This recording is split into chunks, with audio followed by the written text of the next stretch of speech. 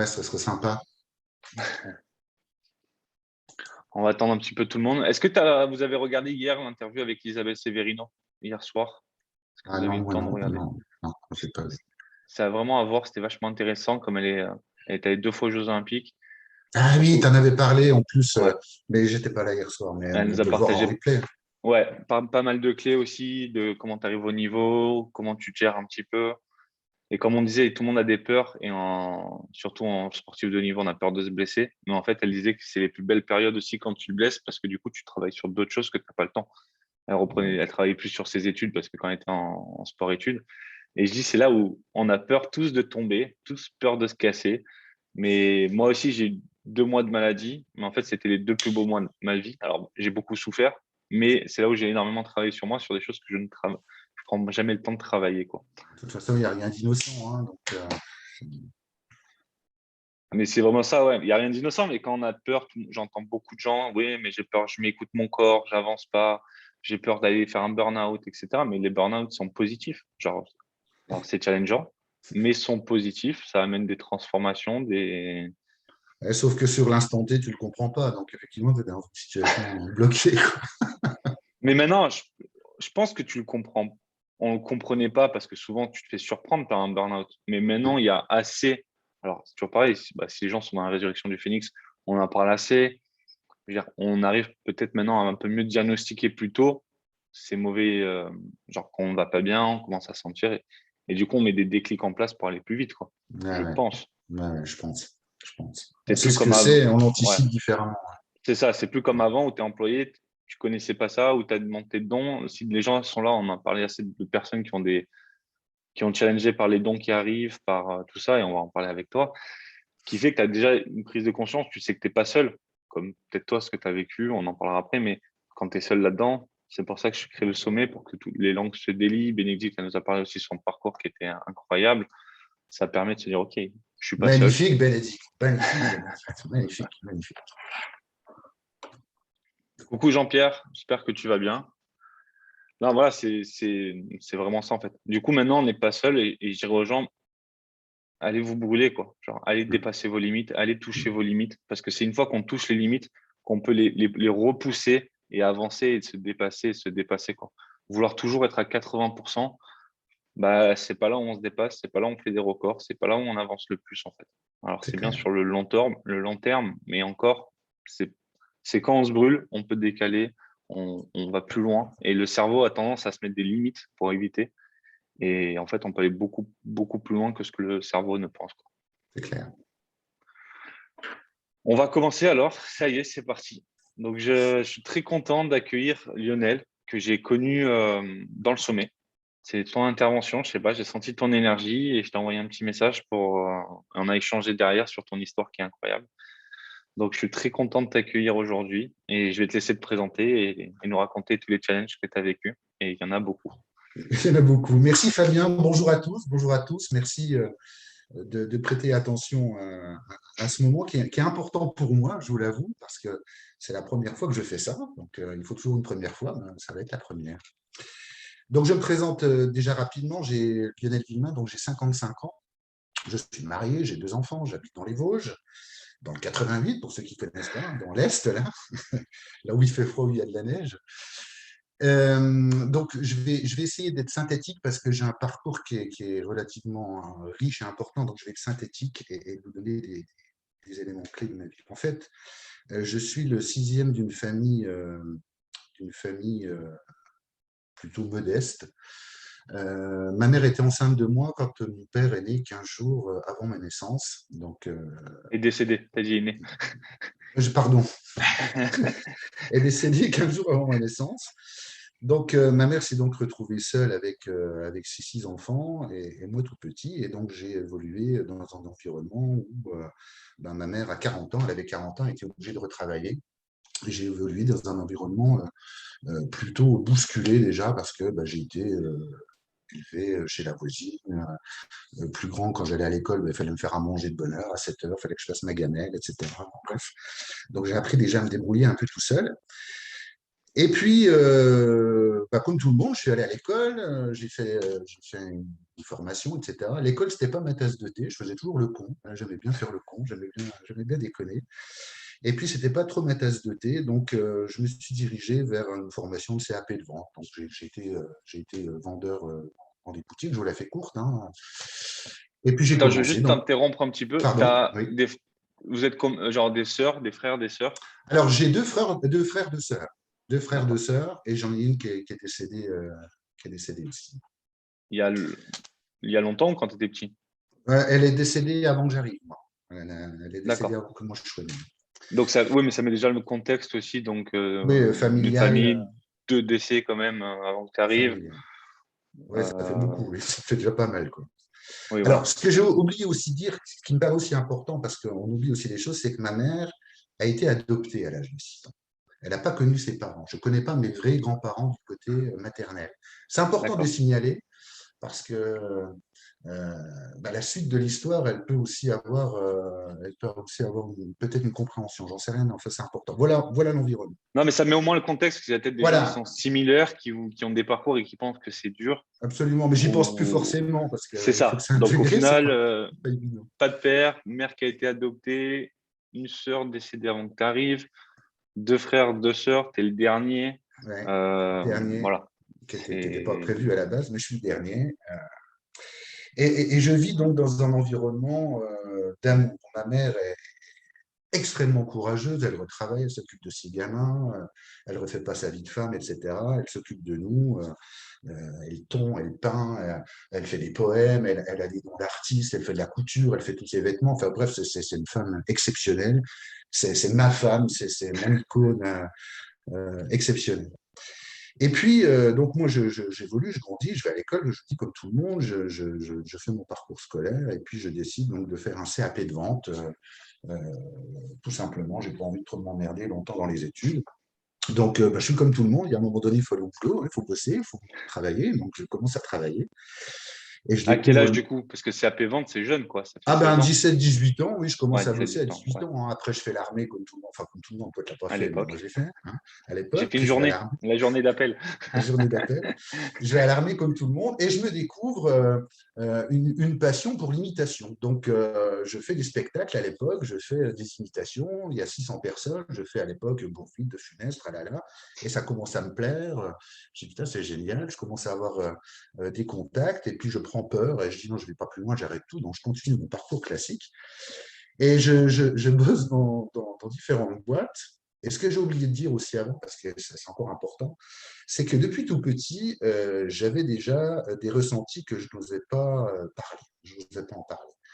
Depuis tout petit, par exemple, quand j'étais seul dans ma chambre, j'entendais beaucoup de voix. J'étais assez clairaudient et j'entendais par exemple mon grand-père qui me donnait, il avait des tics de vocabulaire, il avait des expressions que je n'ai pas connues, hein, des expressions particulières et je voyais le gousset, il avait un gousset, vous savez.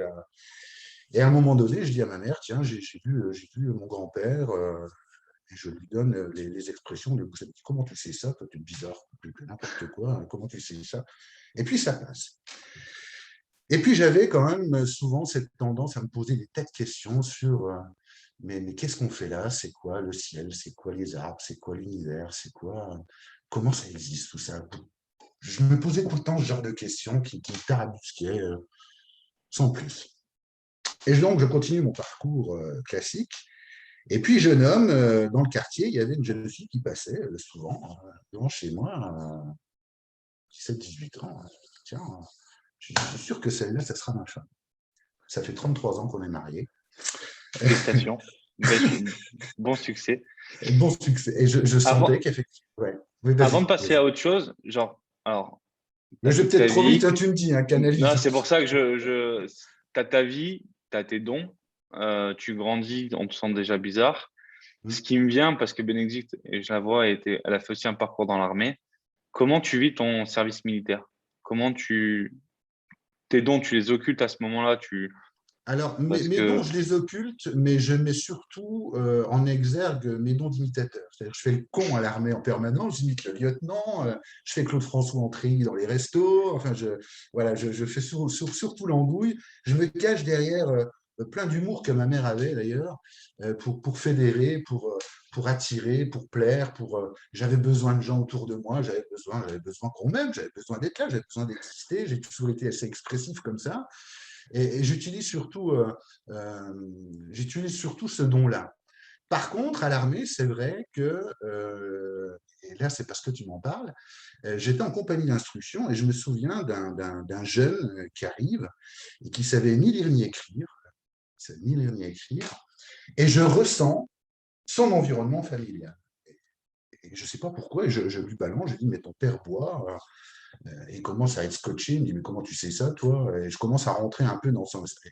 Là, je stoppe, je dis, ça ne me regarde pas, mais il était scotché, je le vois encore, il était complètement scotché. Je dis, tiens, c'est bizarre. Mais c'est tellement devenu, je dirais, normal que je ne m'en rendais pas forcément compte. Je rentrais facilement dans l'intimité ou dans la vie des autres assez facilement. J'ai des ressentis comme ça qui venaient.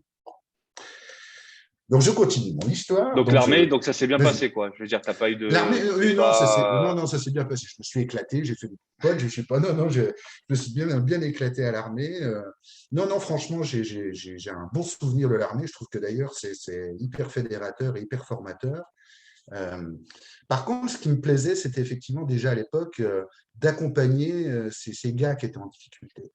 Ces gars qui étaient souvent aussi, qui avaient un parcours de vie plutôt esselé ou martyrisés dans leur coin, ou très timides, ou très fermés comme ça, où j'avais besoin d'essayer de les mettre dans mon flow, dans la vie. C'était déjà en moi, quoi. Ça t'appelait, quoi. T'avais déjà cet Ça appel de m'appelait. protecteur, Ah les ouais, remontées, c'est tout ça, ça, ouais. quoi. Ouais, ouais, c'était déjà là et je ne m'en rendais pas compte. Bref, je continue, donc je fais mon boulot, je bosse, etc. Le commerce me plaît, le contact me plaît, etc.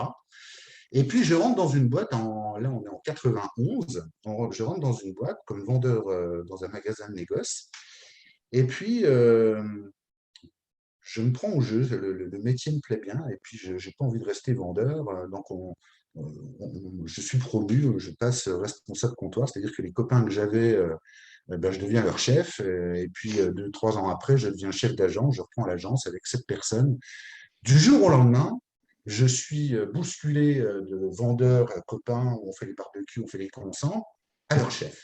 Et là, je ne sais pas ce que c'est que le management.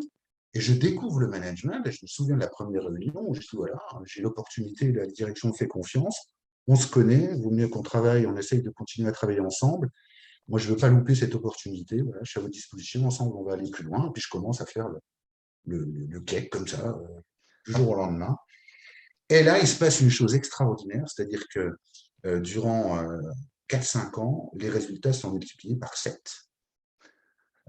Par 7. Quand même, ouais. Quand même. Mon boss il me dit, c'est pas dû au hasard. Vous vous rendez compte? J'en sais rien. Moi, je dis, mon boss, et puis voilà, quoi. Mais je ne me rends pas compte de ce qui se passe, quoi. Je ne me rends pas compte de ce qui se passe. Et durant cette période-là, donc on est en 91. Ça se déroule, voilà, je suis chef comptoir en 93, mais il y a un événement important qui arrive dans ma vie. En 93, peu de temps avant, ma frangine m'achète un jeu de cartes de voyant, comme ça. L'oracle de Béline, je ne sais pas ce que c'était non plus. Je prends le jeu, ma mère était là, je prends le jeu et je ressens des trucs mais qui me font peur et qui me font mal. Je sens que ma mère va avoir une maladie grave qui va être irréversible. Évidemment, je ne dis pas, mais je lui dis il faut il faut que tu fasses des examens, il faut que tu te suives. Elle était plutôt négligente de ce côté-là. Je lui dis il y a un truc au sein, ça ne me plaît pas. Oh, tu m'emmerdes avec tes conneries. Enfin bref, n'importe quoi, etc. Ma mère attrape un cancer du sein en 93, elle décède en 94. J'ai alors 28 ans. Il y a encore un élément important lors de cette phase-là, c'est que, je vous le rappelle, je suis né 15 jours avant la mort de mon père. Ma mère est décédée le 3 juin, je suis né le 4 juin, Ouais, donc juste avant ton anniversaire. la veille de mes 28 ans. Le monde s'effondre. Vous voyez, encore aujourd'hui, là, le monde s'effondre parce que ma mère représentait tout. Ma mère, c'était mon icône, j'avais plus qu'elle. Et là, j'ai une partie de moi qui s'en va et je ne comprends pas ce qui m'arrive. Là, je perds pied, je suis marié, j'ai un petit garçon qui a 3 ans à l'époque. Euh, une femme battante comme ça, je l'ai accompagnée jusqu'au bout et j'ai encore des images fortes de ça. Bon, comme tout le monde, voilà, je veux pas. Mais voilà, Et ça m'a. Oui. comment tes frères et sœurs ont réagi quand tu as annoncé la maladie avant qu'elle l'ait? Parce que, Bah, ils ont été dans le déni. Ils ont été dans le déni. Ils disent, attends, c'est des conneries, tout ça. Il faut arrêter tes conneries. Enfin bref, à part mes frangines, mais mes frangins m'ont toujours un peu rebuté. D'abord, je ne parle plus à mes frangins, je vous le dis tout de suite. On se parle plus, ça fait une paire d'années. Mais ils m'ont toujours un peu envié, un peu jalousé, mes frangins. Pas mes frangines, mais mes frangins m'ont toujours un peu jalousé. Un peu. J'étais le dernier, donc ma mère était pour eux trop proche de moi, etc. Donc cette souffrance-là, et je du l'ai coup, ressentie. comment t'as amené ta mère à aller chez le médecin? C'est le médecin, genre, t'as rien Elle, dit, elle a elle été a obligée découvert de le toute faire. seule. Elle a été Ah, obligée elle de a le été faire obligée. parce qu'elle avait la peau d'orange, elle avait mal au dos, et puis à un moment donné, il fallait bien passer par le médecin. Elle n'avait pas le choix. Elle n'avait pas le choix. Donc elle y Non, est parce que allée. je On te en... fais ce parallèle-là parce que moi, genre, je l'ai avec mon père. Il a eu un accident de Oui, scooter il y a 2 ans maintenant. Et je sais qu'il a un problème au cerveau et genre, j'essaie d'en parler. Et il y a cette frustration alors j'ai ma grande sœur qui me pousse à ça, mais ma belle-mère et mon autre sœur, elle me dit, mais t'es complètement, ça sert à rien et tout ça. Et j'ai dit, ça coûte rien d'aller faire un IRM. c'est clair, Euh, c'est clair. et en fait, genre, au moins, on a un repère déjà, parce qu'il a 62 ans. Si ça arrive dans 10 ans, on verra l'évolution. Et c'est que c'est dur et frustrant, parce je peux pas le prendre, lui, il est un peu contre tout ça aussi. Et c'est vrai que j'en parle assez régulièrement, mais c'est vrai que d'amener les choses comme ça, c'est une frustration quand C'est tu sais en une très amont. grosse frustration. Mais par contre, d'un autre côté, ça lui appartient. Donc, C'est ça, exactement. il y a un moment donné où la corrélation, je ne l'ai pas faite tout de suite, c'est après que j'ai fait cette corrélation-là, mais évidemment, affectivement, tu n'as pas envie de balancer un truc comme ça, tu n'as même pas envie d'y croire, tu te dis c'est pas possible, quoi. C'est inimaginable. Elle avait que 69 ans à l'époque, hein, 68 ans, hein, quelque chose comme ça, donc c'est inimaginable. Par contre, je me suis canalisé à accompagner ma mère. Je me suis donné ce défi qui était important pour moi de l'accompagner jusqu'au bout. C'était mon souhait pour l'aider à traverser ce qu'elle devait traverser. Je ne pouvais pas mettre à sa place, on ne peut pas se mettre à la place des autres, mais au moins l'accompagner dans ce qu'elle pouvait traverser. Et je me souviens de la période où l'hôpital m'appelle et me dit, bah voilà, arrive à la fin, vous pouvez venir tout de suite. J'y vais avec ma frangine, je bombe en pleine nuit, il est 3 heures du matin, les ongles noirs, les lèvres qui deviennent bleues, etc. Et là, je m'effondre. Je m'effondre, mais j'arrive pas à m'arrêter. Quoi. Je pleure, je pleure, je pleure, j'arrive pas à l'accepter, etc. Et ma mère repart. Elle ne décède pas cette nuit-là. Elle décède 15 jours après, la veille de mon anniversaire, où je vais la voir comme tous les jours. Et je savais que c'était le dernier jour. Je me souviens de ce que je lui ai dit. Je lui ai dit, bon voyage, je t'aime. Elle est partie cette nuit-là, mais je ne l'ai pas accompagnée jusqu'au bout de cette nuit-là. Donc je pense que c'était aussi un choix délibéré, je le savais, elle aussi, et je l'ai accompagnée jusque-là. Je me souviens aussi, et j'avais quand même que 27 ans, de lui demander ce qu'elle ressentait, ce qu'elle voyait. Et je me souviens qu'elle me disait, j'ai signé un pacte avec la mort. Et quand tu as 27 ans, tu prends ça dans la gueule, tu ne comprends pas ce qui se passe. Quoi. Bon, enfin, j'ai vécu ce deuil, j'ai eu beaucoup de temps à le digérer. Je l'ai digéré, il faut passer à autre chose. Mais Comment tu as fait voilà, pour le digérer? Tu allé voir des thérapeutes? rien du tout. Si, Je ne rien. suis jamais allé voir qui que ce soit, je me suis démerdé tout seul.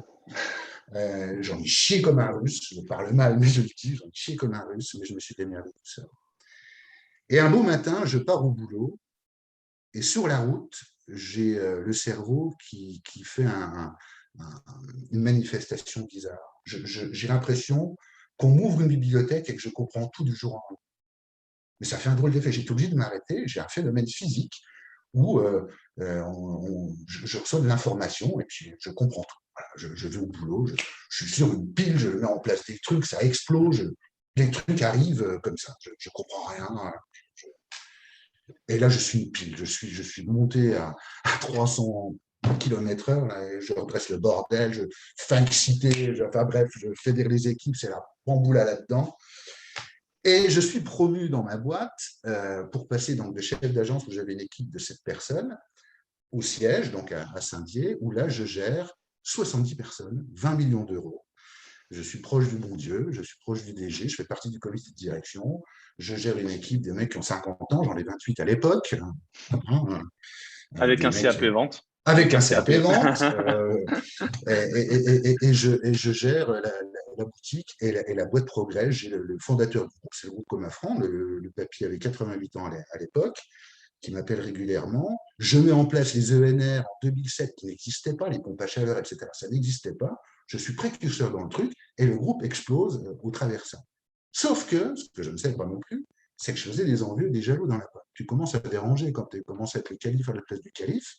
Tu commences à avoir des pots de banane, mais moi je ne voyais rien de tout ça. Moi, tout le monde est beau, tout le monde est gentil, on s'éclate, tout va bien. Et on est en 2007, et c'est l'époque de l'élection de Nicolas Sarkozy. C'est pour ça que je m'en souviens bien. Et le directeur général de l'époque devait partir en retraite, et le fondateur du groupe m'appelle, il me dit, tu sais, c'est aussi les élections, ce serait peut-être bien, on pense à toi. Je dis, bon, vous savez, je suis bien aussi, je ne veux pas reprendre tout le truc. Il me dit, si, direction générale, on pense à toi, etc. Par contre, le directeur général de l'époque, il avait d'autres pistes, lui, dans cette tête. Il avait un jeune poulain qui voulait caser dans la boutique, et je subis du harcèlement moral pendant un an. Je suis mis au placard, on vide mon bureau, on pique mes clés USB, on m'écarte des réunions, j'ai plus le droit de recruter, je ne comprends pas ce qui se passe. Et là, je ne comprends plus rien. Ça dure pendant un an où là, je commence à être mis au placard avant qu'il parte en retraite pour placer ce jeune-là. Et ce jeune-là, donc, arrive au comité de direction, une pourriture, pas d'autre terme, même s'il m'entend, voilà, il se reconnaîtra, une pourriture. Et j'avais un commercial qui avait des problèmes de santé à l'époque, il devait subir une grève de rein et sa femme était enceinte, donc ses résultats commerciaux, forcément, il n'étaient pas au top. Je lui ai dit, écoute, fous-toi en arrêt, essaye de régler tes problèmes, quand ça ira mieux, tu reviendras. Bon, ça me fait du bien de bosser. Il est convoqué par ce gars-là, et la première phrase qu'il lui dit, il lui dit, ta santé, j'en ai rien à foutre, c'est d'abord la santé de l'entreprise. Cette phrase me traverse, me tétanise, mais je me dis, mais qu'est-ce que je fous là? Jamais je peux mouiller ma chemise pour une saloperie pareille, c'est pas possible. Je ne peux pas travailler là-dedans.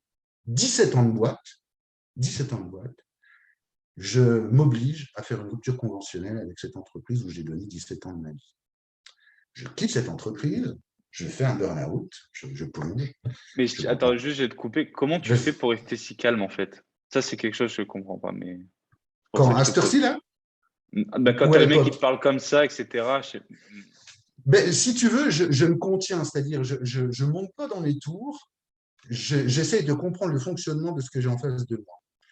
Et je m'aperçois que la façade, c'est un peu comme une mariée, tu vois, elle est belle, puis elle a le cul dégueulasse. Et c'est un peu ça. C'est un peu ça. Elle a le cul sale. Et là, je me dis, mais comment il peut être aussi pourri mais il avait les dents tellement longues qu'il était prêt à tout pour avoir la place, de toute façon. Donc, j'avais compris que les dés étaient jetés, que la décision de la part du directeur général, elle était prise, que c'était son poulain, et que de toute façon, ce serait lui. Que je faisais de l'ombre et qu'il fallait que je trouve une solution. Donc, ça, je l'avais intégré.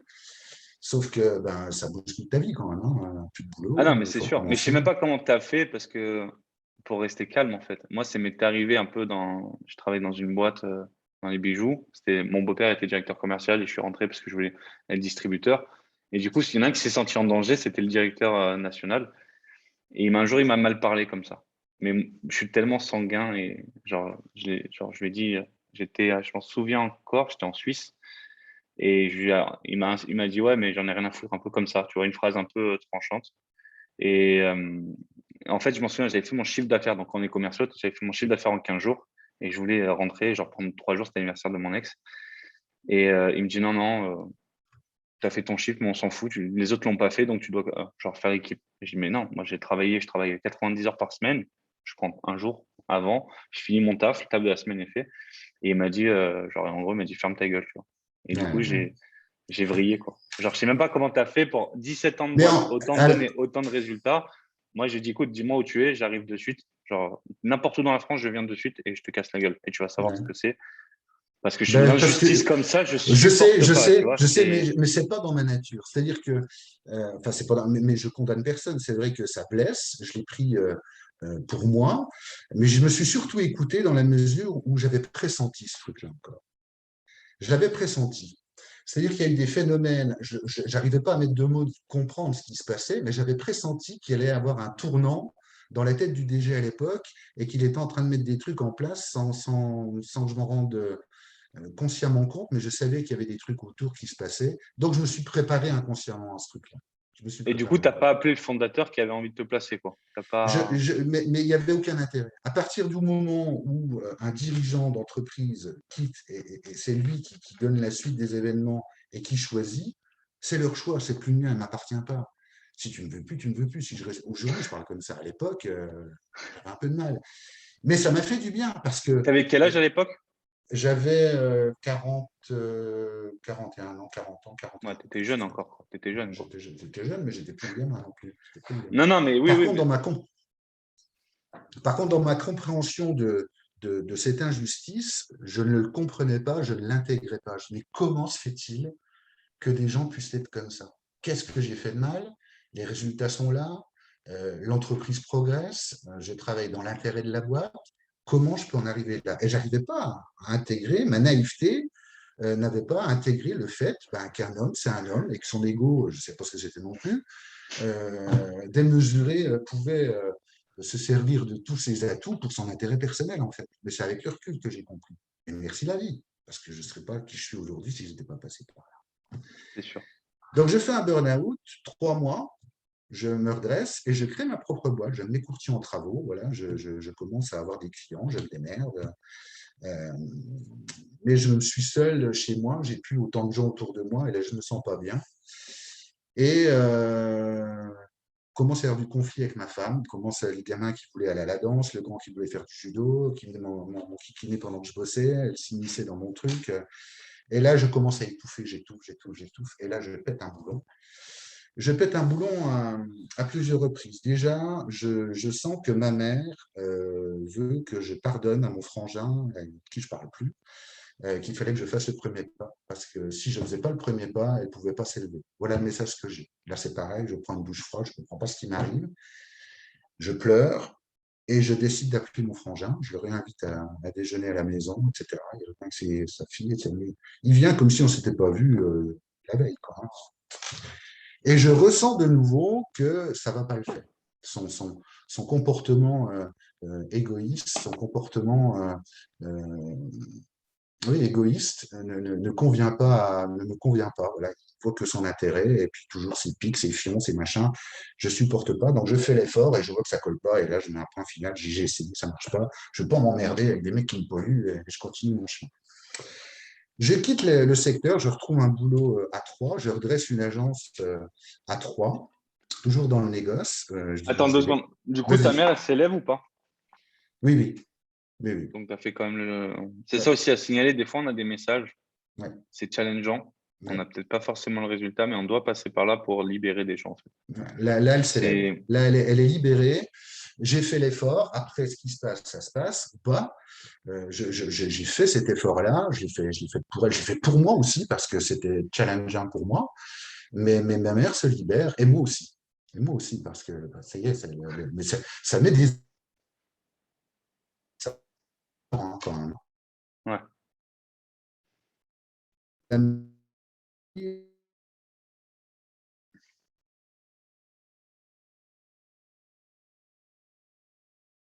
Baraque, je gagnais bien ma vie à l'époque, donc j'étais bien. Et là, je me retrouve dans un appartement tout pourri avec une table de camping, 10 mètres carrés, où je me retrouve seul au monde, où je connais personne là-dedans. Et là, je commence à vivre un moment compliqué. Je me dis, c'est le train, c'est la corde, je fais quoi? Personne ne m'appelle, je me retrouve seul au monde là-dedans.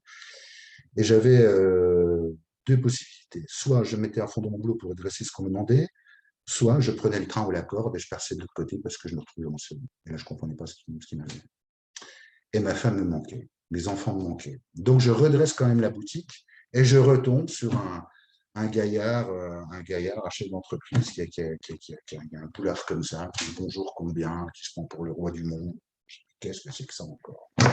qu'est-ce que c'est que ça encore? Les mecs qui ne te considèrent pas, je supporte plus tout ça. Il fallait faire 3 mails pour avoir un stylo, il fallait montrer patte blanche toutes les 5 minutes. Je supporte plus cet environnement. Je redresse quand même la boutique, je retape la boutique. J'y reste un an et je reviens dans le secteur. Je me remets avec une femme, on repart sur un nouveau chemin, une belle construction de vie.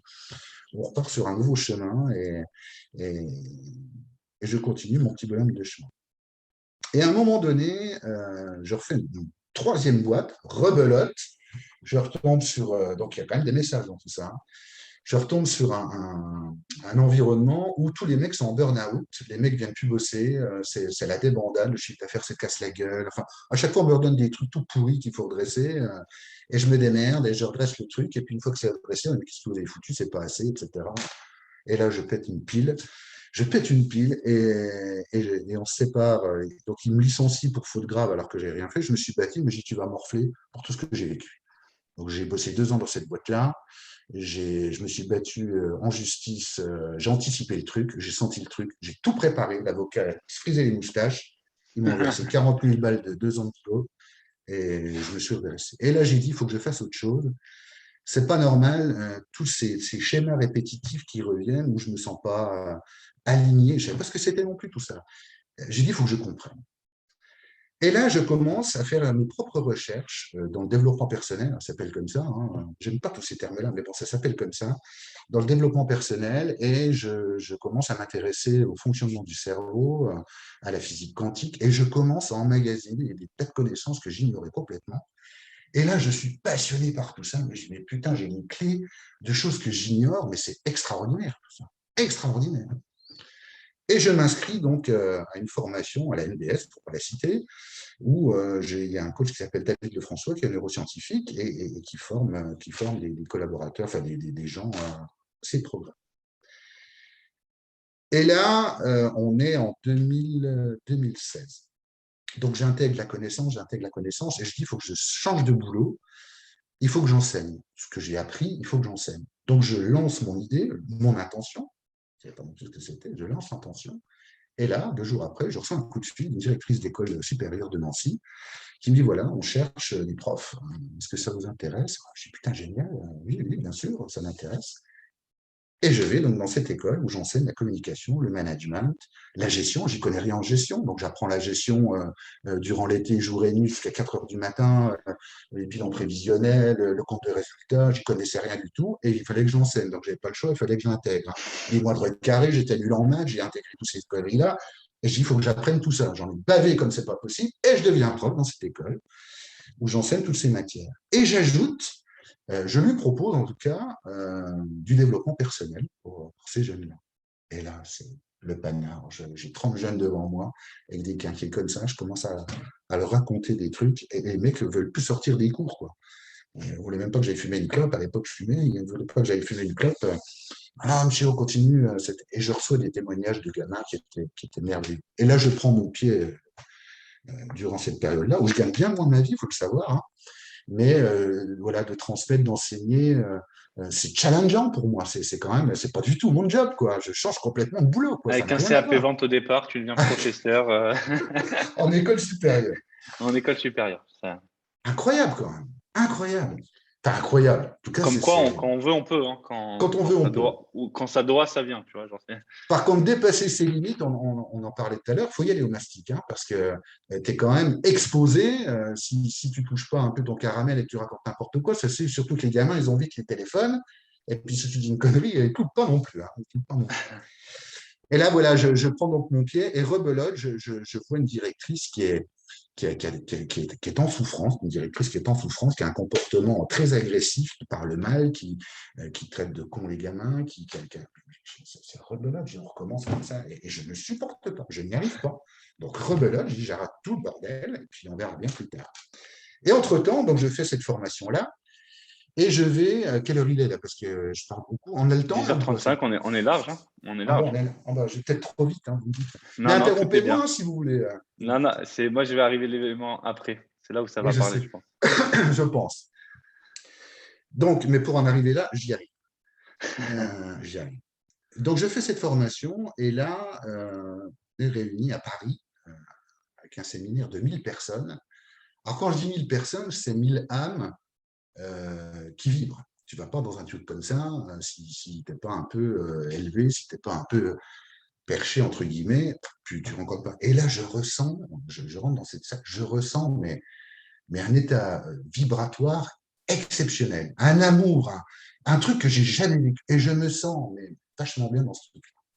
Et là, il y a plusieurs intervenants qui sont là, des Canadiens, des François Lemay, David Lefrançois, Laura Massy, je ne sais pas si vous connaissez, qui a travaillé sur TF1, etc., qui raconte ces histoires.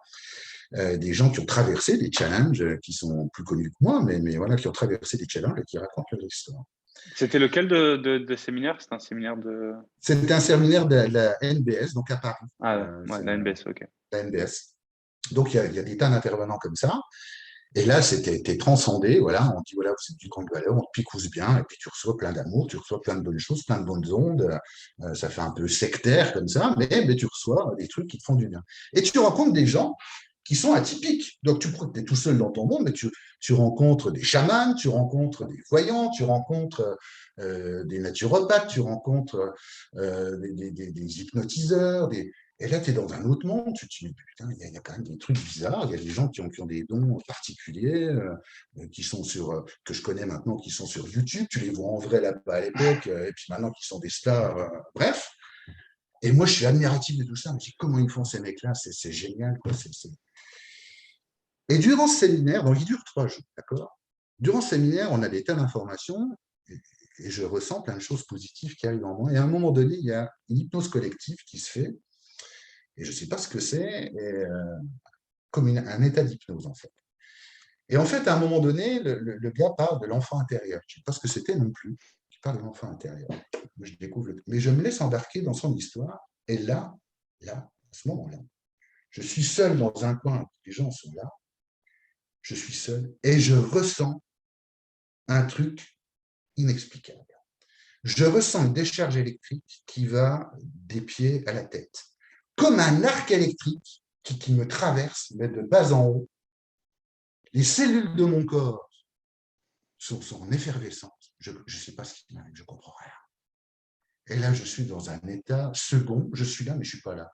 Je suis dans un état second en permanence, tout le temps. Je vais me coucher, etc. Et toute la nuit, mais je ressens, mais ça fait des. Tiens, j'arrive pas, le qui dresse encore. Je ressens une énergie, les cellules de mon corps qui sont plus là. Et là, mon ventre gonfle de façon spectaculaire. Mon ventre gonfle, il triple de volume durant ces 3 jours. Et là, il y a quelque chose qui se passe, quoi. Avant de rentrer, j'appelle ma femme, je lui dis, je te préviens, il y a eu un avant, un après, je ne suis plus le même bonhomme, quoi. Il faut que tu le saches. Moi, j'ai des trucs bizarres qui se passent, je ressens des trucs, j'arrive pas à l'expliquer, j'arrive pas à l'expliquer. Ça bouillonne là-dedans, j'ai des tas d'informations, il y a des choses qui se passent, je ne sais pas ce qui m'arrive, mais je suis dans un état mais de vibration, je ne sais pas ce qui se passe. Alors, j'ai cru que c'était le Kundalini, mais ce n'est pas le Kundalini.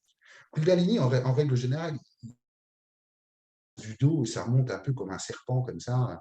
Moi, c'est vraiment un arc électrique. C'est du pied, ça traverse et ça t'éclate, quoi. C'est un truc de malade mental, de malade mental. Je rentre à la maison, là, elle me voit, etc. On discute, je lui parle du truc, c'était génial. Là, tu rencontres plein de gens, etc. Puis tu as plein d'idées qui t'arrivent, etc. Et là, après cette période-là, donc on est en 2017. On est en 2017. Durant cette période-là, chaque fois que je vais me coucher, alors attends, avant, quand je vais aux toilettes, je perds du sang. Je vais aux toilettes, je perds du sang. Donc, qu'est-ce que je fais? Je consulte. Donc, on me fait un machin, là, coloscopie, machin, etc. Le médecin vient me voir vite fait, il me dit, ouais, c'est une rectolite. Avec ça, tu te démerdes, et puis il se barre, puis terminé. C'est une rectolite, ok, une rectolite. Donc, il me donne un espèce de traitement, mais je perds quand même beaucoup de sang à chaque fois que je vais aux toilettes. Et mon ventre est toujours énorme. Du coup, c'est quoi Énorme. une rectolite? Une rectolite, c'est dû au stress apparemment, ça peut te faire saigner, donc pour lui, c'était pas dramatique, quoi, hein. Bon, il ne savait pas trop quoi dire, j'ai vu qu'il était vachement… il est resté 2 minutes dans ma chambre pour me dire ça, il s'est barré, 2 minutes. C'est une rectolite, je sortais de l'anesthésie, là, et puis il s'est cassé, quoi. Il me dit, on vous donnera un traitement, c'est le stress. Et puis il se barre. Dans le ventre, tu as le truc là, et puis mon ventre. Et dans le ventre, je ressens des mouvements, comme des vagues, ça me tortille là-dedans, ça me fait mal, ça me tortille. Donc, je couche en bas, je laisse ma femme tranquille, je dors en bas, mais je ressens des tas de trucs dans le ventre qui sont bizarres. Et je Et me attends, sens bizarre. juste avant de continuer, tu rentrais du séminaire, tu étais un autre homme. Comment ça se passe quand tu rentres à la maison? Ma femme Parce le que ressent. souvent, il y a beaucoup de. Mais moi, ça m'arrive. Des fois, tu rentres comme ça, t'es haut. Et quand tu vas pas avec ton compagnon dans des choses comme ça, tu as des décalages qui se créent. Et c'est très challengeant. Ça, c'est vrai que c'est des choses. C'est challengeant, forcément. Elle commence à remettre en cause une espèce de secte. Elle dit, t'es rentré dans une secte, ils t'ont bourré le mou. Enfin voilà, on rentre dans un système de culpabilité. Il faut trouver un coupable, mais qu'est-ce qu'ils t'ont fait? Tu vois, c'est de la connerie. Regarde comment tu réagis, etc. Donc, tu essayes de te canaliser. Et T'essayes de toi, te du coup, toi, canaliser. tu le vis comment, ouais? Parce que du coup, est-ce que genre Mais je tu le penses à vis, séparer avec ta femme ou tu es déjà dans je tes ne le problèmes? maîtrise, je ne le maîtrise plus. Il y a un moment donné où je ne le maîtrise plus. Et je vais vous expliquer pourquoi. Je ne suis pas croyant. Je ne suis pas croyant. À la base, je ne suis pas croyant. Je ne suis pas catholique, je ne suis pas. Moi, voilà, je n'ai rien contre tout ça, mais voilà, je ne suis pas pratiquant, je ne fonctionne pas avec ça. Et durant cette période-là, pendant 3 semaines, à chaque fois que je me couche, j'ai des spasmes avant de dormir. Je ressens comme une lumière, comme ça, qui veut rentrer en moi, et je ressens des spasmes, comme si on veut rentrer en moi, quoi, comme si cette lumière-là veut rentrer en moi. Mais je ne maîtrise pas. Et j'ai des spasmes toutes les nuits comme ça. Et à un moment donné, je sens que je ne suis plus du tout. Ma voix change, mon regard change, mon ventre est toujours aussi gonflé. Et là, je commence à regarder, à m'intéresser à la vie de Dieu, à la vie de Jésus, à la vie. Ça commence à m'appeler, ça m'appelle. Je sais, Alors, je comprends. Ouais. ce qui me vient, c'est est-ce que la lumière que tu vois qui va rentrer en toi est la même énergie que ce que tu as dans le ventre ou c'est l'opposé? Je sais pas. Ok. Je sais pas. Je sais pas. Je pense qu'il y a plusieurs choses. Il y a cette manifestation physique qui se passe du ventre, d'accord. Et puis, il y a quand même, à un moment donné, cette intégration de lumière qui est arrivée. Elle est arrivée, de toute façon. Ça, c'est sûr qu'elle est rentrée. Elle est rentrée. Elle est rentrée. Sauf que mon comportement change, mais je suis toujours prof à l'époque. Hein. Mes attraits changent et je m'intéresse à la vie de Dieu et tout ce que je vis, ça me paraît tout est, ouais, ok.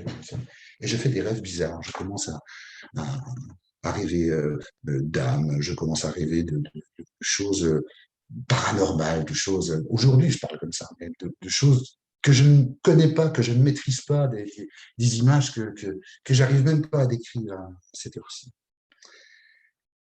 Et ça dure pendant 3 semaines et je vais en cours, parce qu'il faut continuer à bosser hein, avec mon ventre, etc. Et là, avant d'arriver en cours, je pose ma bagnole, je me dis, qu'est-ce que je vais me faire chier ici? Qu'est-ce que je vais leur raconter comme connerie? Un bout de papier, ça ne sert à rien. Je commence à avoir, je dis, un petit peu de cette connerie, c'est pas ça qu'il faut leur enseigner. Et je commence à avoir des messages complètement différents. Et là, j'ai ma classe devant moi, je ne fais pas du tout le cours comme d'habitude, et je commence à leur parler d'amour, parler de tolérance, de leur parler de compréhension de soi avec des mots qui ne sont pas les miens, et les jeunes il n'y en a pas un qui m'ouvre qui sont sous le cul, quoi, qui sont subjugués. Et je continue. Et je vais voir la directrice et je lui parle de sa vie. Je sais qu'elle est battue, je sais qu'elle a été violée par son père, et je lui raconte son vie. Et là, effondrement. Je vais dans un autre cours, il y avait son mari à l'époque qui était prof, je ne lui parle pas, je vous jure que c'est vrai. Je ne lui parle pas. Dans le regard, j'ai regardé, je lui ai dit, tu vas voir ta femme, sans lui parler. Il est parti, il est monté voir sa femme. J'ai refait un cours au gamin. J'ai quitté l'école et je suis parti. Évidemment, la directrice d'école appelle ma femme, elle dit votre mari, il pète un câble, voilà ce qui s'est passé, etc., etc. Et dans cette nuit-là, donc je T'es me parti avec le couche. show quand même, hein. T'as fait une sortie fracassante, hein, comme on peut Ah dire. ben j'ai fait une sortie d'enfer, sortie d'enfer. Mais je ne me contrôlais pas, je ne me maîtrisais pas. Et la voix, les mots, cette télépathie, parce que ça s'appelle comme ça avec le prof que j'ai eu dans la salle, Ouais. je n'ai pas dit un mot, je l'ai regardé, il est parti, hein. Sans un mot, hein. Sans un mot. J'ai donc évidemment ma femme pleure, en choc, etc. Qu'est-ce qui t'arrive, machin, etc. Je vais voir ma frangine l'après-midi, j'avais toujours ce ventre-là. Elle me dit, ta voix, elle est bizarre. Ils sentaient tous que j'étais dans un état anormal. Anormal. Je me couche, 3 heures du matin, je me réveille en pleine nuit. En pleine nuit. Et je dis à ma femme, je suis Dieu. Comme ça, je suis Dieu. Avec une voix, elle commence à flipper. Elle me pousse dans la douche. Moi, j'ai le truc qui part du ventre. Là. Hein, j'ai ce truc qui sort du ventre, qui me traverse comme ça, qui sort de ma tête. Et ça crie, je suis le créateur. Et ça sort de ma tête. Mon cerveau fait blum, blum, blum. Je m'effondre. Elle appelle les pompiers. On m'embarque à l'hôpital. Vous êtes là? Ouais, on est là. On attend la suite. Choc. Ma femme est choquée. Ma fille est là. Ils sont choqués. Alors, la question qui me vient là, et c'était ce que je voulais poser tout à l'heure et voir ça, c'est ce que tu avais dans le ventre était positif. Est-ce que tu penses que c'était déjà, on va dire, le créateur ou Dieu qui était là avant et que ça a fait un nettoyage, ou tu as vécu comme un exorcisme? Dans la méditation, il y avait quelque chose de mauvais et il est venu te le retirer et Non, t'es je pense que sorti. c'est la première version. Je pense que c'est la Ok. première version. J'ai vraiment ressenti le fait que, d'ailleurs, je le disais à chaque fois, c'est comme ça qu'elle a appelé les pompiers, etc. Hein, putain, et forcément, il est barjot. Et moi, dès que le truc, je ne peux pas dire autre chose, quoi, ce phénomène est sorti de moi, wow, une libération. Je dis, voilà, ça y est, libération, libération. Sauf que ça ne se libère pas comme ça, et sauf que le phénomène tel qu'il est vécu, tu ne l'intègres pas comme ça au premier degré, il y a quand même plein de choses qui se passent. Moi, je revis encore ce moment-là, je ressens mon cerveau qui fait plum, plum. Le truc sort. C'est pas moi qui ai inventé le mot, je ne peux pas inventer un mot comme ça, c'est impossible. Non, Impossible. mais il n'y a pas de. Impossible. Impossible. Donc, là, j'ai rien à vendre. Moi, mon expérience telle que je l'ai vécue. Non, mais c'est parce que comme j'ai fait des exorcismes, je retire les entités des gens, c'était pour savoir si c'était. Est-ce que ça venait de genre Non, voilà parce que pour moi des fois il y a des gens c'était qui pas te mettent des trucs. Hein. Parce que comme tu étais dans un phénomène Oui, avant de foule et de masse, tout dépend ce qui est ouais. fait. C'était pour savoir, voilà, c'est pas pour critiquer les gens, mais savoir si c'était quelque chose de Non, je mauvais et sais du bien, coup mais ta moi, je mission de pense vie pas elle est venue et parce que ça a tout cette lumière. retiré. Avant la lumière, hein, je te parle parce que tu avais déjà le ventre gonflé avant la lumière. Ouais. Il C'est y a pour le ça que ventre gonflé, j'essaye. mais c'est cette lumière-là qui m'a fait vraiment habiter ce phénomène-là. C'est vraiment cette lumière-là qui m'a fait changer de voix, qui m'a fait. Oui, mais Je c'est me pour le souviens. avant, en fait. Tu sais, parce que quand tu fais alors, un exorcisme, la personne a une entité où elle n'est pas bien, etc. Tu envoies de la lumière et du coup, toi, tu as une intégration comme ça, naturelle, tu n'as pas eu un intermédiaire à ça.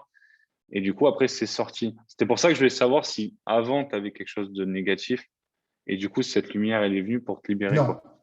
j'avais pas de comportement négatif. J'avais un comportement changeant, mais en tout cas de connaissances. Voilà, j'avais beaucoup Ouais. d'informations, de nouvelles connaissances, mais j'avais pas un comportement agressif ou méchant. Non, mais sans être agressif, ouais. Des fois, ces entités, c'est genre, t'es pas bien, quoi. C'est ça que j'ai. Bon, après, j'en sais rien. C'est Ouais. compliqué d'expliquer. J'en sais trop rien. Hein, c'est compliqué. Parce que c'est ce qui me vient en fait, si tu veux, quand je t'entends parler, et j'ai l'impression que tu avais chopé quelque chose de mauvais avant, et du coup, c'est venu te libérer en fait.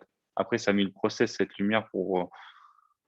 Tu vois, c'est un peu comme si tu étais, est-ce que de ton parcours, tu es quelqu'un, on va dire, de bien, etc. Et cet Ça a événement-là est coupé, j'ai venu. pas entendu. J'ai dit avec ton parcours, tu étais quelqu'un de bien et genre, tu es là pour aider les gens. Et cet événement de masse, j'ai l'impression que ça t'a mis quelque chose de mauvais sur toi, tu vois. Et ça peut arriver. Ben, Et c'est du coup, j'ai possible, c'est l'impression que ça possible. t'a, comme si tu tes alliés ou tes anges ou tes archanges ou Dieu ou machin qui est venu te libérer, quoi. C'est comme ça que C'est je le possible, ressens, en c'est fait. possible. C'est comme ça que je le ressens, en fait. C'est possible. Ben, écoute, au moins, j'ai une explication plus rationnelle, mais si on peut appeler ça rationnel. Mais, mais en tout cas, c'est un phénomène qui est forcément n'est pas commun. Donc, je vais à l'hôpital. Je vais à l'hôpital. je vois des psychologues, des psychiatres, évidemment. Je rencontre des tas de gens. On me laisse dans un coin tout au long de la journée à l'hôpital et on m'amène dans un hôpital de… Et ta femme en a parlé que tu as dit je suis Dieu avant Ah de. je l'ai dit, moi je l'ai dit à tout le monde. Je suis Dieu. Je dis, je suis Dieu. Bon, forcément, quand tu dis ça, le mec, il dit, vous avez vu sa photo? Mais j'ai dit, c'est une question de perception, ça n'a rien à… Enfin bref, je vais rentrer dans un délire. J'ai tellement ressenti ce phénomène que ça a intégré une identification qui n'était plus là. C'est tellement puissant que tu peux pas… J'ai du mal à redescendre de ça. Et je vais donc à l'hôpital, là, où je vois psychiatre, psychologue, etc., qui étudie mon cas, etc., et on m'embarque à l'hôpital. Et là, je me sens seul, je me sens perdu, et je ressens, encore une fois, plus la même chose, mais des phénomènes compliqués. C'est-à-dire que j'ai des visions d'un œil. Voilà, j'ai un œil qui vient du cosmos, qui regarde, et il n'y a que la France. Je ne vois que la France. Il n'y a pas d'autre pays, il n'y a que la France. Je vois la construction d'un magasin qui se…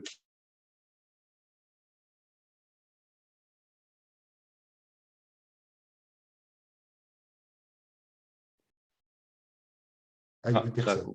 ça a coupé, ouais. Tu Ah. vois la construction d'un magasin. Voilà, comme un hologramme qui se met en route devant mes yeux, comme ça. Voilà. Et j'entends incarner, désincarner, incarner, désincarner. J'entends que ce genre de message en permanence, incarner, désincarner. Et je me rappelle bien de tout ça.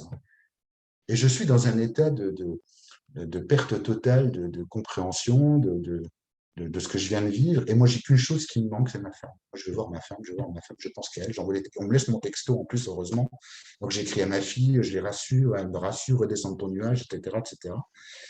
Et le premier soir, je vais boire un café. Voilà, avant de me coucher, je vais boire un café. Donc, je me souviens, il y a une porte pour aller voir. Et la nana me dit, vous allez où? Je vais boire un café. Non, non, vous n'allez pas. Je mange juste un café, il n'y a rien de… Elle appelle deux molosses, elle appuie sur une touche, elle appelle deux colosses qui arrivent comme ça, qui me sautent dessus et qui me ligotent sur un lit, mais me ligotent comme ça, quoi. Hein, les pieds, les bras comme ça, et je suis comme ça. Votre avis, quand vous voyez ça, vous pensez à quoi? Rebelote. Eh oui, eh oui. Je vis une situation d'agression, je vis une situation, et là, on me ligote parce qu'il est agressif, il faut l'attacher, etc. Et là, elle me fait une piqûre, donc je m'endors, et normalement, c'est calme, c'est plus calme pour moi. Et là, je vois d'autres gens, un médecin qui vient, deux médecins, beaucoup plus gentils, beaucoup plus souples, qui me libèrent enfin de mes chaînes. Quand tu passes toute la nuit comme ça, j'ai tout pissé sur le lit parce que personne ne venait. Enfin bref, je vous passe les détails, mais c'est des trucs qui sont compliqués. Hein. Ah, c'est très compliqué. En plus, tu as l'injustice, là, tu as toutes les blessures qui Ah, moi, ressortent, j'ai la totale. tu J'ai as la totale. l'incompréhension, Je me retiens de ne pas tu. pleurer, hein, mais j'ai la totale. Et je rencontre évidemment, quand vous êtes dans un hôpital de gens qui ont des problèmes psychiatriques, vous ne rencontrez pas des gens tout à fait normaux. Quoi. Et je découvre un papy qui est là et qui me passe des messages que les autres ne comprennent pas, que moi je comprends. Qui me dit, il ne faut pas brûler l'âme. On aurait dit qu'il arrivait à lire mes rêves, à lire en moi. Et ce papy me rassure et me reporte. Putain, excusez-moi. Oh, punaise. Et me reporte et il me reporte des tas d'informations que moi seul peux comprendre. Et je redescends progressivement et à un moment donné, évidemment, avant de me lâcher, il faut voir les médecins, il faut voir les personnes qui s'occupaient de moi pour pouvoir me libérer. Et moi, j'avais qu'une hâte, c'était de revoir les arbres qui étaient dehors, de sentir ma femme, de sentir ma liberté et de revoir tout ça. Attendez, je vais couper ça, excusez-moi. 2 minutes, je reviens. Vas-y, vas-y, vas-y. J'espère que cette histoire vous parle. N'en quitte une pas au moins. Euh, et, euh, et voilà, il voit ma femme et elle lui dit est-ce qu'il a des dépenses particulières, est-ce qu'il a des comportements, elle raconte l'histoire et moi je les vois, j'ai un entretien avec eux et je leur explique que c'est à cause de l'hypnose que je suis parti dans un délire que je ne maîtrise pas et je redescends progressivement, donc je les rassure. Heureusement que j'avais fait un peu de formation sur le cerveau, sinon j'y serais peut-être encore. Bref, et j'arrive voilà, à rééquilibrer le truc. Sauf que c'est mieux, je me sens libéré. Ah, ce que j'ai oublié de vous dire, c'est que pour mon sang, du jour au lendemain où j'ai fait ce truc-là, plus rien, Ouais. plus de sang, hein, plus de sang. Ce que je tiens à dire aussi, c'est que c'est très compliqué quand on est interné en HP. Alors, moi, je suis pas allé, mais je connais des gens qui sont allés. Et c'est très, très dur parce que pour en sortir, tu as mis combien de temps pour en sortir? 4 jours. Bon, ça va encore, parce que des fois, c'est très compliqué. Moi, je Ouais, connais c'est des gens ça. qui sont en burn-out et tu es au milieu des fous. Et après, tu sais pas, les gens, tu as la chance peut-être de tomber sur des bons médecins, mais s'il y en a qui sont un peu cons, il faut le douter, faut montrer patte blanche. Par contre, si ça vous arrive des événements comme ça et vous vous sentez pas en sécurité, vous pouvez aller vous demander de vous faire enfermer en HP et c'est votre décision. Vous pouvez sortir beaucoup plus facilement. C'est c'est pas du tout la même façon. Quand on se fait interner, on va dire un peu de force, euh, c'est très compliqué d'en sortir, mais quand on y va personnellement, de son propre gré, c'est beaucoup plus facile d'en sortir. Moi, je connais des chamans qui ont monté là, elle était pas bien, entendait des voix, etc. Elle est allée. Ça a permis aussi de mettre un environnement sain et de pouvoir mettre des compréhensions, etc. Et d'être en sécurité pour faire cette montée et cette prise de connaissance. Et après, quand elle a voulu sortir, elle est sortie, quoi. C'est, ça peut aider des gens, c'est un retour d'expérience de personnes. Ça, Alors évidemment, c'est une période qui est lourde et compliquée. Il y a quand même du traumatisme à la maison. Il faut redescendre. Ça a mis 1 an pour redescendre progressivement, il faut le savoir. donc là, on est en de 2018, on passe à 2019. Donc il y a 3 ans, quoi. Il y a 3 ans. Ouais. Il y a 3 ans. Ça met 1 an pour redescendre, c'est-à-dire qu'il y a un état vibratoire toujours hyper haut et ça redescend progressivement pour intégrer ce qui s'est passé. Il faut l'accepter. Vous n'acceptez pas le truc là du jour au lendemain et vous ne vivez pas tout à fait normalement quand même. Hein. C'est pas tout à fait commun, je pense pas. Par contre, ce qui se passe, alors ce qui se passe aujourd'hui, c'est que donc moi je médite, hein, je médite Il y a beaucoup. Bénédicte qui te demande est-ce que tu te fais accompagner en sortant ou toujours pas? Si, mais ça me sert strictement à rien. Ça ne me sert strictement à rien. Je passe plus mon temps à rassurer celui qui est en face de moi que l'inverse. Je passe plus mon temps à lui dire ce qu'il a envie d'entendre pour être rassuré que l'inverse. C'est-à-dire que la médecine a considéré ça comme une dissociation. Il fallait bien mettre un terme, dissociation. Je dis, OK, c'est une dissociation. Sauf ce que j'ai vécu, j'ai vécu. Ce que j'ai ressenti, je l'ai ressenti. Et je pense que la médecine ne peut pas expliquer, dans la médecine conventionnelle, ce qui s'est passé. Ce qui s'est passé, c'est inexplicable. Et je ne vous raconte pas tout, je ne vais pas aller dans le détail de tout ce que j'ai ressenti, vécu, etc. Mais j'étais dans un monde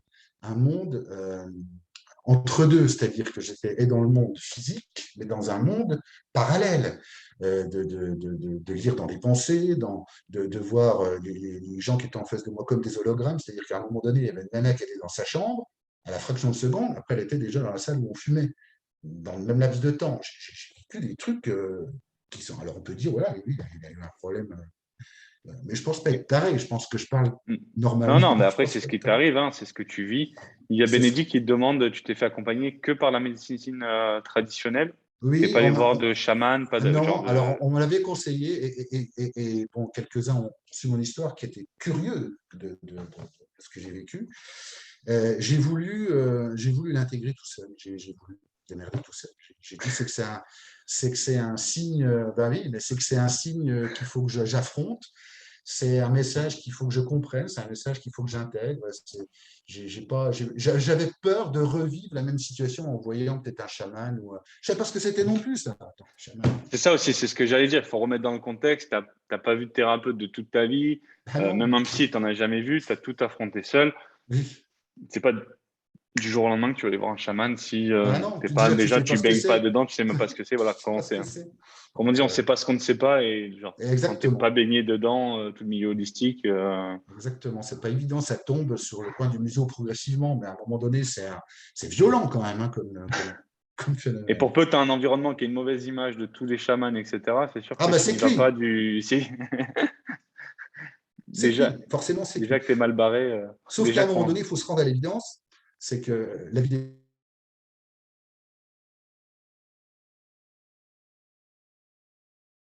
un événement comme ça, c'est compliqué quand même, c'est compliqué. Mais maintenant, Donc, ça fait 3 ans. Je suis le plus heureux des hommes. Je remercie d'ailleurs d'avoir vécu cet événement parce qu'il est quand même plutôt porteur. Et qu'est-ce que ça m'a apporté depuis? Ben, ça m'a apporté une saloperie en 2019. C'est-à-dire que j'ai chopé un neurinome. Un neurinome, c'est une tumeur une tumeur bénigne qu'on a au niveau de l'oreille. Et du jour au lendemain, j'avais des vertiges pas possibles, je ne pouvais plus marcher, je pouvais plus, je perdais de l'ouïe 14, là. Je perdais de l'oreille, de l'ouïe, et je ne pouvais plus marcher, j'avais des vertiges, je ne pouvais plus conduire, etc. Et j'étais obligé de m'arrêter, j'ai fait un examen, et avant de voir l'examen, je savais que c'était un neurinome. J'ai vu ma femme, je dis, c'est ça que j'ai. Elle me dit, tu m'emmerdes avec tes conneries. Je dis, c'est ça que j'ai. Bref, je subis l'examen et c'est confirmé, c'est un urinome, un petit urinome, mais qui m'handicape. J'ai des vertiges en permanence. Et je me dis, putain, si ça commence comme ça, mais ça va finir comment? Je vais claquer de bonheur, etc. Et je vous jure que c'est vrai. Alors, ce qui m'arrive aussi entre-temps, c'est que j'ai des heures miroirs sans arrêt. Enfin, bref, je fais courte, hein. J'ai des heures miroirs fréquentes. Je ressens des messages fréquents. Voilà, je suis guidé, je le sais. Voilà, je suis guidé. Et on est en été, et je me dis, je me couche, pareil, je me couche, 4h44, je reçois un message, il me dit, tu veux continuer ton histoire ou tu veux changer d'histoire? J'ai dit, putain, il est hors de question que je meure, moi je veux continuer, j'aime ma femme, on a des choses à faire, j'ai des projets, il est hors de question que je parte tout de suite. Je jure que c'est vrai, le lendemain je me lève, je retapissais ma chambre, je retapissais ma chambre. Et là aussi, quand j'étais dans cet état-là, donc j'ai retrouvé du boulot en 2018 où j'étais pareil, un directeur d'agence dans une boîte que je viens de quitter au mois de juin, là. Mon patron qui m'aimait bien, enfin bref, qui pareil, hein, j'avais des projets de progression, etc., me voit dans cet état-là, cette période-là, en 2019. Je vois dans ses yeux, je lui dis, c'est cuit. J'avais une promo qui était prévue, une promotion qui était prévue, c'est cuit. Il avait déjà décidé, il n'aura pas l'énergie pour prendre le poste que je lui proposais, je vais la jouer autrement. J'ai encore les preuves, hein, je lui ai écrit à l'époque, j'ai encore les éléments, c'était en 2019. Septembre 2019. Je savais que c'était cuit pour moi. Je ne me suis pas trompé, on a fait une rupture conventionnelle au mois de juin. J'ai dit, il faut que je parte à mes 55 ans. Je suis parti le 11 juin, je suis rentré le 11 juin, je suis parti le 11 juin, j'ai eu 55 ans le 4 juin. Il fallait que ça soit 55 ans pour que je fasse enfin ce que j'ai envie de faire. Mais tout était mais comme de l'eau de roche, quoi. Tout ce qui m'est arrivé, je l'ai pressenti. Et ce neurinome, il avait une signification, c'était écoute-toi, écoute-toi, écoute-toi. Maintenant, je peux vous garantir C'était que écoute-toi ou écoute les messages que tu reçois? les deux. C'est écoute-moi et les deux. Mais écoute tes messages, donc écoute-toi. Tu n'es pas sur la bonne voie et à un moment donné, il va falloir que tu passes le cap parce que tu as autre chose à foutre. Tu as l'âge maintenant, tu es prêt, arrête de ton syndrome de l'imposteur, tu n'es pas légitime, tu n'es pas ceci, tu n'es pas cela. Regarde ton parcours. Et là, je demande à un moment donné, quand je quitte ma boîte, je vous jure que c'est vrai aussi, je suis dans la bagnole et je dis, mais bon Dieu, si je dois, bon Dieu, si je dois changer de job et prendre mon épanouissement, est-ce que ce choix-là, c'est le bon? Regarde, fraction de seconde, regarde, il y a un camion qui est en face de moi qui me double, regarde la plaque d'immatriculation, 9, 6, 9. Regarde à droite, il y avait une bagnole, 9, 9, 9. Regarde l'heure, 12h12. T'en as assez ou t'en veux encore? Voilà le message. Voilà le message. Donc ça change tout, ça change tout. Maintenant, avec le recul, quand je revois ce parcours-là, quand j'intègre, que j'accepte, que ma femme accepte, parce que ma femme, elle est hyper importante, elle n'accepterait pas. Attends, les pauvres acceptent avec du mal, mais je n'ai pas le choix, ça me pousse, ça me porte, je suis là pour ça, je ne veux pas mourir avec des regrets. Donc maintenant, j'ouvre les vannes et je fais ce que je suis fait. Donc, du coup, tu t'es lancé en tant que… Alors là, j'aime pas trop les termes, mais c'est coach formateur, mais surtout c'est un éveilleur de conscience en fait. C'est faire prendre conscience que de l'existence de nos mécanismes internes partout où je suis passé.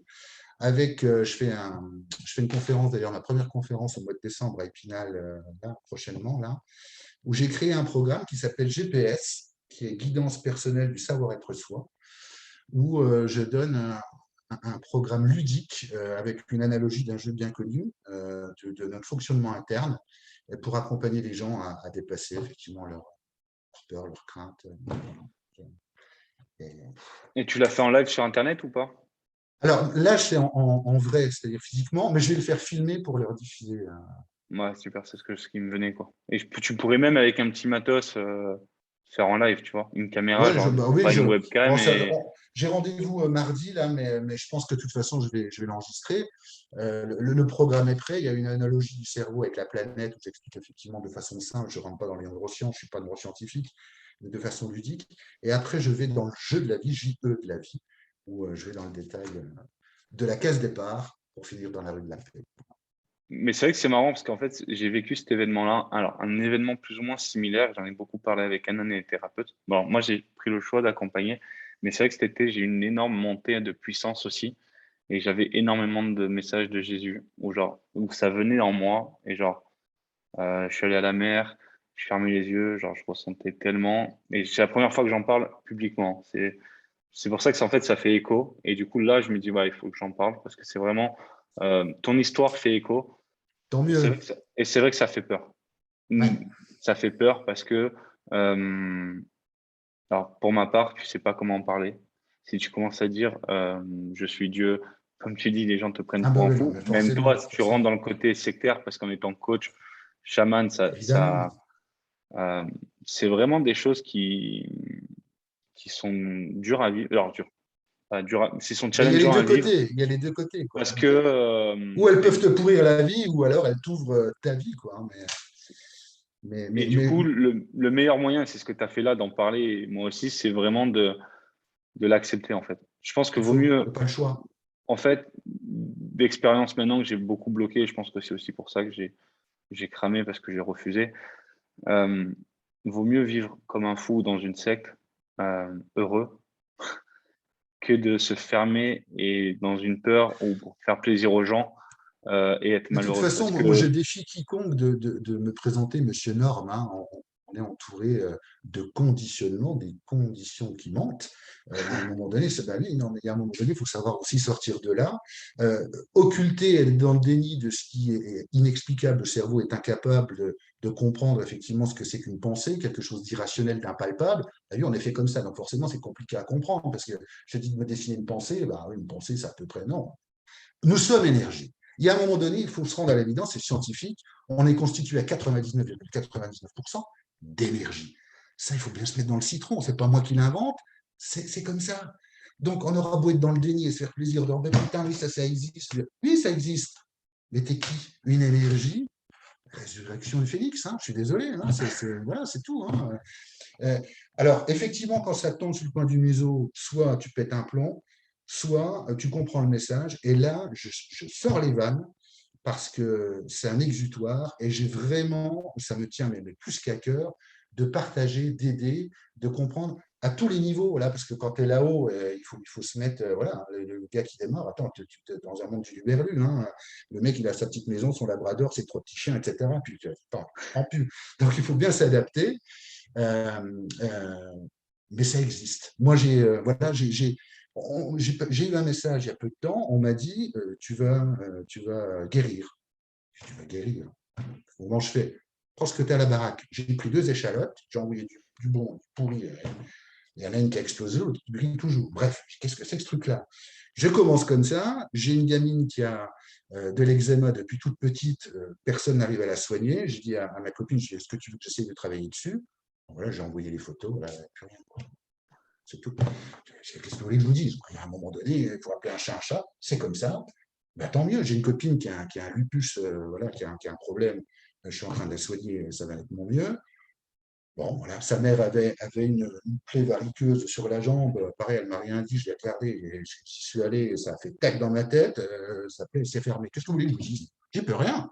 J'y peux rien. C'est comme ça. Mais il faut l'accepter. Hein. il faut l'accepter. Mais tu vois, c'est ça qui est important et c'est la clé qu'on a aujourd'hui parce que là, on en parle. Et même moi, j'en ai parlé, mais avant, on n'a pas fait parce c'est quelque chose que j'ai vécu au mois de juillet, août. On est au mois de novembre. C'est maintenant, on va dire, la résurrection du phénix. Mais moi, j'ai douté. Même toi, jusqu'à avant cet appel, tu n'étais pas sûr d'en parler de cet événement-là. Ouais. C'est ta Oui, j'ai première fait fois que tu fort, en là, c'est la parles. première fois. C'est la première fois que tu en parles et ça s'est passé il y a 3 ans. Et j'apprécie que tu le fasses là parce que ça libère. On va dire qu'on est dans un environnement sain où ça peut libérer vraiment. Ce qu'on peut voir même là en live, tu regarderas au replay, mais le fait de t'être libéré, t'es remonté en énergie et là, t'es plein fer et il n'y a plus rien qui t'arrête. Donc vraiment, ce que j'ai envie de dire, c'est que si vous vivez la même chose, bah, vous avez nos coordonnées. Je mettrai aussi tes coordonnées. Vous pouvez en parler. Ça a été challengeant pour nous et la leçon à faire, c'est en fait, alors, je dirais, on n'a pas le choix d'accepter. On a toujours le choix, mais on sait que si on n'accepte pas, on va genre, un peu subir les conséquences. On aura des maladies, Mais etc. merci beaucoup parce que c'est c'est puissant et ça me fait un bien fou, quoi. Alors, merci. Bah, merci à toi surtout. Tu vois, même si tu m'as libéré là parce que j'ai osé en parler en public, parce que même moi, j'avais peur d'en parler en public. Parce que voilà, mais c'est des événements qu'on vit. Moi, je sais que je suis guidé par Dieu. On entend ces voix-là. Bénédicte nous a parlé aussi d'hier de son expérience d'aller nettoyer une maison. Elle ne savait pas ce qu'elle allait Ah, foutre là. Elle a Bénédicte. tout acheté, etc. C'est des choses qu'on vit. Moi, des fois, je me lève à pas d'heure, je dois faire des choses ou je dois envoyer des messages à des gens qui je connais à peine ou que machin. C'est challengeant. Mais les messages qu'on doit passer, on doit les passer. Et je vous conseille de les passer, même si ça vous paraît genre fou. Mais on est juste on va dire des canals et on doit juste transmettre les messages parce que sinon ça nous bloque mais On est là l'énergie pour ça. est plus forte. On a beau mettre les barrières, Ouais, c'est le bulldozer quoi. Je veux dire, c'est ouais, ouais. barrière ou pas, quoi qu'il arrive, on a beau mettre les freins, on va se faire bousculer Ça, c'est et sûr. donc vaut mieux pas mettre les freins d'expérience. Vaut mieux accepter et du coup ça se fait plus en douceur que je mets les freins, je mets les freins. C'est comme l'eau, si on essaie de la bloquer, d'un coup le Ah barrage bah il pète. ça implose à un moment donné. C'est vrai, mais c'est vrai que c'est des challenges c'est compliqué et il faut les accepter. Maintenant, je suis libéré, mais ça me fait un bien fou d'en avoir parlé parce que c'est quand même une histoire qui date depuis un moment. J'en ai jamais parlé parce que peur du jugement, parce que on dit il est taré, etc. On peut dire ce qu'on veut, j'en ai rien à cirer. C'est ce que j'ai vécu. Euh, je me libère aujourd'hui, c'est un choix de vie, je sais pourquoi je suis là maintenant, et Inch'Allah, quoi. Voilà. Ta résurrection, ça y est, le Exactement. phénix s'envole, quoi. Mais merci à toi, parce que franchement, c'est ça. Ça ressort, ça fait du bien. Bah, je suis content de t'avoir pu t'aider. En plus, en live, ça va aider un maximum de gens derrière, donc c'est vraiment cool. Voilà, je te connaissais pas la semaine dernière quand j'ai créé le sommet. Je t'ai connu, je crois, lundi. Oui, Lundi, c'est oui, vrai, parce c'est qu'on pas s'est eu vieux. lundi. Voilà, et 5 jours après, tu en es là, tu nous partages de ton expérience. Ça me libère moi aussi parce que c'était aussi un poids. Euh, quand je parle à ma copine, elle me dit, bon, fais attention. Cet été, je me suis tapé genre Hitler, Osho, Joao Dedos, tous les reportages sur des gens comme ça qui sont montés très haut, qui avaient des messages. Alors, je suis pas dans le bien ou dans le mal, mais comprendre comment ils sont arrivés là. Ils ont été guidés en bien ou en mal. Ils ont fait ce qu'ils avaient à faire. Et c'est là, en fait, où je me suis dit, en fait, quoi qu'on fasse, on sera jugé. Il y aura De des toute gens qui façon. sont pour et De des gens toute façon. mauvais. Et c'est vraiment, tu vois, moi aussi, c'est la résurrection du phénix en disant, j'accepte ce que j'ai. Je suis chaman. Maintenant, je le dis à tout le monde d'être chaman. Bon, maintenant, de dire que j'ai vu Dieu et que, pareil, je me suis renseigné dessus. J'ai un bouquin qu'on m'a offert sur Jésus que j'ai commencé à lire cet été. Maintenant, je vais me dire que je vais finir. Je pars la semaine prochaine en vacances et je vais finir ce bouquin-là parce que ça donne des compréhensions, ça avance. Et j'ai échangé aussi avec Marie qui disait aussi qu'elle s'est rapprochée de, de, de Dieu. Elle n'était pas croyante. Elle a commencé à lire aussi toutes les lettres. Ça fait partie des déblocages. Et c'est très challengeant, surtout quand, de base, on n'est pas dans la religion. Ah, Moi, ça, j'étais c'est clair. baptisé, mais mes parents ne m'amenaient pas tous les dimanches à l'église, à part pour genre, Noël, de temps en temps. En plus, le comble, on a une chapelle familiale, donc qui est Non, mais à 100 mètres de chez mon père. Donc, c'est vrai que ça mais voilà, s'explique pas. On met des termes, mais bon, encore une fois, je me souviens encore, ben, j'ai vite fait parce qu'il est déjà comme midi 11h15. on est là, ouais, t'inquiète pas. On a le temps. Mais je me souviens d'un coup, pareil, je partais au boulot, je me réveille, enfin, je me lève et je pense à Michel Drucker. Qui, dans la vie, se lève en pensant à Michel Drucker en allant au boulot le matin? Ah, pas beaucoup quand même, hein, je pense pas. Je pars au boulot, je fais ma journée normale, etc. Et je rentre le soir, 20h, journal de 20h, j'allume la télé, mort de Jean Drucker. Son frère venait de mourir ce jour-là. Il y a quand même des circonstances étonnantes. Ça ne s'explique pas, mais c'est quand même quelque chose de pas commun. De C'est ça. ressentir, de voir, de tracer ma date, voilà, le 11 juin, les heures miroirs en permanence. Voilà, je demande, mais c'est pour ça que ce programme-là, GPS, c'est pas moi. Hein, l'idée, c'est pas moi. Hein, moi, je mets en place. Moi, c'est pas moi. Hein. Mais c'est génial, quoi. J'ai demandé le logo. Alors, pareil, le logo, il est venu. Donc, c'était un cœur avec un œil dedans. C'est pas moi qui l'ai inventé. C'est venu comme ça. Donc, je suis. Et plus je suis, mieux je me porte. C'est ça. C'est beau message pour conclure, c'est vraiment ça en fait. Accepter qui vous êtes, parce qu'en fait, on a une énergie derrière folle, on avance de fou. Si l'environnement ne suit pas, le meilleur moyen, c'est quitter l'environnement, Absolument. passer par un moyen seul. Aujourd'hui, grâce à Internet, on peut trouver des gens qui vivent la même chose, qui ont les mêmes passions euh, et qui ont dans l'amour. Et ça, c'est quelque chose qui n'a pas de prix en fait. Entouré Ça n'a d'amour pas au de prix. quotidien, ça n'a pas de prix. La vie est courte, surtout. La Elle vie est passe courte. vite. Elle Elle passe passe vite. vite. Faut pas Donc, partir avec des regrets. Expérimentons, vivons. On n'est pas là, vivons. On n'est pas là par hasard. On a une chance sur 32 milliards d'incarner cette vie.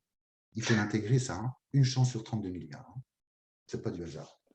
c'est plus que le Merci à vous, loto. en Hein. tout cas. C'est plus que l'euro million. Hein. Pour ceux qui veulent gagner l'euro million et qui jouent toujours à l'euro million au loto, vous l'avez déjà fait pour venir sur Terre. Hein. Une chance sur 32 milliards, c'est. Donc, il faut vivre votre vie. C'est le meilleur moyen. Si vous avez des challenges, soit vous pouvez faire comme Lionel, pas vous faire accompagner, même dans les événements compliqués, ça devient challengeant. Et Ou soit malgré tout, trouver le des. syndrome de l'imposteur, est-ce que je suis légitime pour aider quelqu'un? Je pense que j'ai eu ma dose maintenant. Je pense que oui. Donc, c'est vraiment ça, en fait. Après, c'est chacun son Lionel qui a sa vie, 50-50, si je ne me trompe pas, C'est ça. qui arrive aussi ça. Soit vous faites accompagner, vous trouvez des gens que ça vous amène des réponses et vous pouvez gagner du temps. Mais après, c'est à vous de voir. Pas tout le monde va gagner du temps. Mais voilà. Je vous embrasse à tous. Si vous avez des questions, n'hésitez pas si vous voulez intervenir. Ah, je t'entends pas, Bénédicte. Vas-y, mets le micro.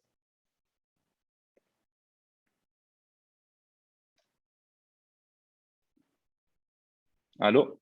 T'entends pas? Attends. Ça marche pas?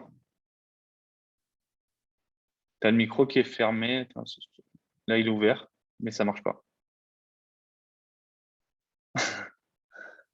Bon, tu veux écrire dans le chat?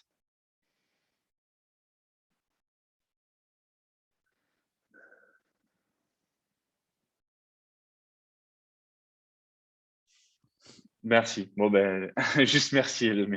Ah, Merci à tous d'avoir écouté cette histoire. J'espère vraiment, elle est incroyable, mais c'est ce qu'on aime. De toute façon, on est tous incroyables. Donc, merci de j'espère qu'elle va m'avoir vous écouté aider. surtout. N'hésitez pas à la partager parce que ça peut aider énormément de personnes. Merci à toi, Lionel, d'être venu, de nous avoir livré ce secret Merci. Merci à toi. et de t'être libéré en live. Merci à tous Merci et à on se vous. retrouve avec midi avec Caroline. Ciao, ciao. À bientôt. Ciao, ciao. À bientôt. Ciao, ciao.